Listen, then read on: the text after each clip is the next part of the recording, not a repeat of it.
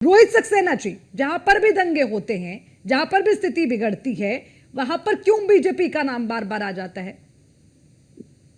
नहीं, थोड़ा सा आप करवा रखे हैं दंगे। अर्चना जी, मैं थोड़ा सा इसको संशोधित करके आपको बताना चाहूँ।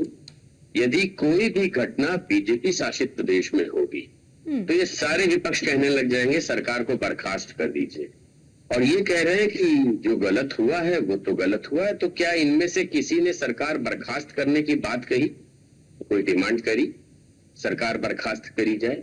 और आप कह रहे हैं मुख्यमंत्री पर भरोसा रखिए। ये भरोसा कहां चला जाता है जब कोई भी चीज भारतीय जनता पार्टी के शासित राज्य में होती है, तब आपका भरोसा कहां चला जाता है?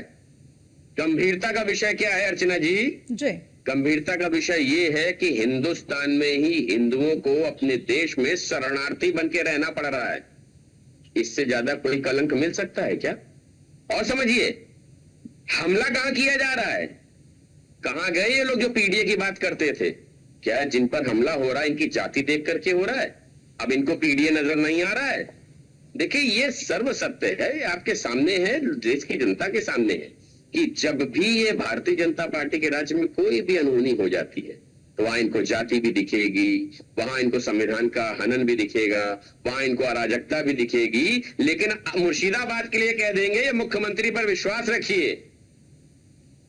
400 से अधिक परिवारों ने गंगा पार जाकर के मालदा में संरक्षण लिया है, परलालपुर स्कूल हाई स्कूल में। किसी ने डिमांड करी कि सरकार को कटघरे में खड़ा करा जाए?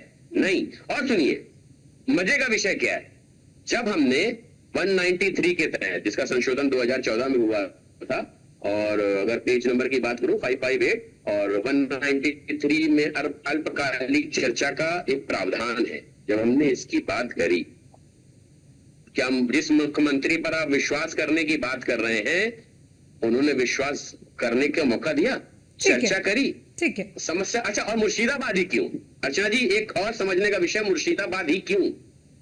मुर्शिदाबाद, 24 परगना और नादिया, ये ऐसे 3 जिले हैं जो बिल्कुल बॉर्डर एरिया से सटे हुए हैं बांग्लादेश के।